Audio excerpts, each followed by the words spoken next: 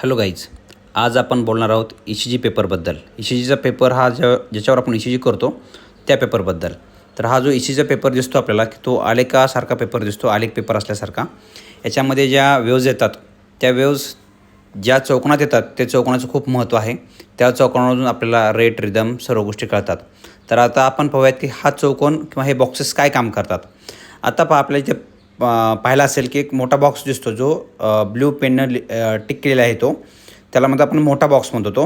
हा 5 mm चा box असतो आणि त्याच्यामध्ये छोटे छोटे डॉट्स दिसतात ना, ते छोटे छोटे टिपके आहेत, ते छोटे छोटे बॉक्स आहेत. ते 1 mm चे बॉक्स आहेत आणि असे 1 mm चे सलग 5 एकत्र बॉक्स बनवून याचा एक मोठा 5 mm चा एक बॉक्स तयार होतो आणि त्याला आपण लार्ज बॉक्स म्हणतो. हा लार्ज बॉक्स जर आपण त्याचं हे केलं तर त्याचे सेकंद असतात 0.2 मिलीसेकंद इतका त्या बॉक्सची हे असते, लेंथ असते किंवा त्या स्पीडनं तो पेपर चालतो त्या 2 सेकंदवर.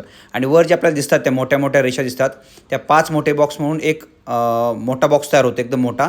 त्याची जी स्पीड असते किंवा त्याची जी लेंथ असते 1 सेकंद इतकी असते. म्हणजे आपल्याला ती स्ट्रिपवर जेव्हा आपण मोजतो 10 सेकंदची स्ट्रिप जर मोजायची असेल तर आपल्याला तर ते वरची स्ट्रिप पाहिली जाते 1 सेकंद, 2 सेकंद, 3 सेकंद. तर अशा पद्धतीने या ECG पेपरवरचे ह्या खुणा असतात. या खुणा पाहून किंवा ह्या स्ट्रिप्स पाहून आपल्याला लक्षात येईल की आपल्याला ज्यावेळेस आपल्याला रेट कॅल्क्युलेट करायचा असतो तर ह्या रेट पाहत असताना सेकंदाच्या खुणा